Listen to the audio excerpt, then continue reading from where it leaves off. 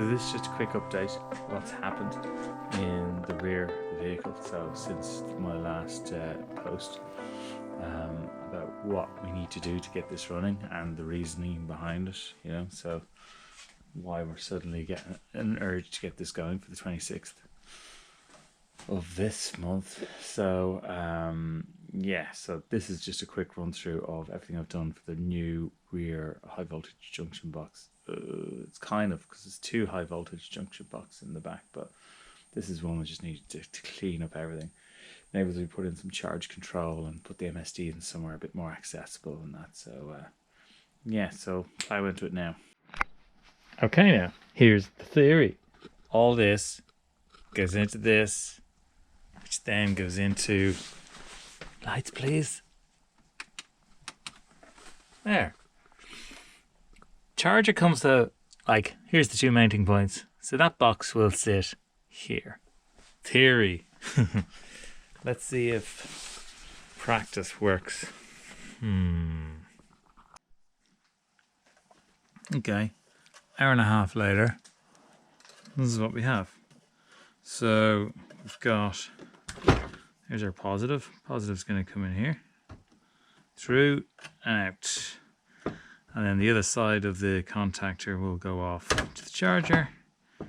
We've got our negative, which comes in through here. I don't mind, these are just big crossheads, but they'll be swapped for nuts like that. Comes in through disconnect and out. Disconnect. Comes up and off, like so. Like that. And then, stop it off. Just like that. That still can come off, up, pinch, out. Ta-da! Very happy with that. Next up, we can drill a couple of ports for the glands. Okay, there we go. Exits. Or entrances, depends what you're looking at. So that small one's going to be 6 or 10 square, so that's going to pop out down here. Looking at this, actually might just drop this back down a height, so that comes straight in onto it. That's fine. So yeah, that's a good night's work. Okay, a little bit more work this morning. So we've got now our, this is 16 square. That's going to go back to the charger for your positive. So that's in through there. All done. And then contact control. So our 12 volts trigger is going to just mapped in there, and I've got an old gland from what I used before in there. It's all tidy. So, and then this goes in. Oh. So then this goes in on top. Tighten that down. Process for this, so tighten down that first. Then you can go and tighten these fellas in. That. Go. Down. That goes down. And I tighten up this. There. So that's all in. So I took a notch out of this as well, just to give easy access for that. It's kind of there now. What happens now is I want to put it up. I get this. This is the connector, which is going to be outside. That's going to be connected to the battery, and it's going to come in. And it's going to come in like that. So that's kind of what we do there. What I did before was, so this is originally off the Leaf. Used it's got 50 square. I think it's 50 square butt splices here, all sealed up, and then these are, again, it's reusing what I had. This is really good stuff, so I let it go to waste.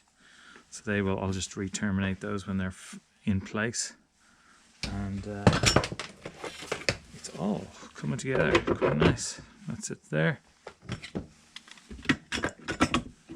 On top. Okay, that was a great day's work. Loads done. See, bench, nothing left. Everything's back in. Absolutely really happy with that. So apart from, let's see what we have here is we have our BMS kind of wiring coming around here. Be nice to sort of sit it back in there. Be a few extra control wiring going into the connectors there, but let's put that there. So yeah, the box is all in. It's brilliant. So we have our 16 square going down underneath into the charger for the positive side. The negative side was up here. It's relocated down to the bottom, so it just goes straight into the high voltage junction box for the charger. And then you have your positive side just going straight in. So it's going to come in from the box. So this thing, our pre-made run, that's going to be connected to this, if you remember. So those two are going to come in here and in. So positive's going to come in here, attach that side. It's going to permanently, it's just going to always be on the run up to the front. And the negative comes in here onto that, through the MSD and out. It's so much tidier. Very happy with it. That's it in the back for now. Well, not really. We've got to do this next. Next thing is just finishing off that. I have everything's ready to go in there. Just have to have a bit of a think about how this is going to go on, because this is going to be disconnected. So when the new face goes onto it, that there's going to be a section that sits out, so this can plug on, but then you also have to have access points so you can get down there and connect up the positive and negative. That's it for now. Where are we now? We're Sunday. Pretty much we've actually got 2 weeks left to go in a good space.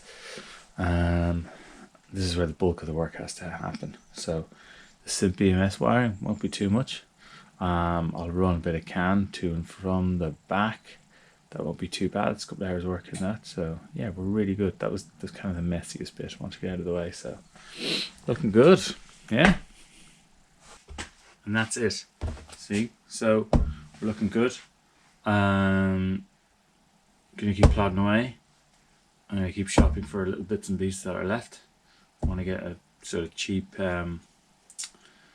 7-inch, ideally 7-inch LCD, Android 10 or 11 touchscreen.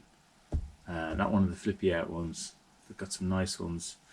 Joying do a lovely one. It's like 350 quid. But there's loads of cheap ones. It's just about getting the right cheap one, you know. So they're in around between 80 to 120 quid. That's all I want at the moment. I will invest in a nice one later on down the road. For now, it's just something I can actually then link to Bluetooth to the ODB2 port reader, and we can have all the stuff displayed and be able to put on Torque Pro and Leaf Spy as well. So yeah, see how we get on with that. So until the next time. Next time should be battery and other bits and all that, and the whole rear buttoned up. Stay tuned.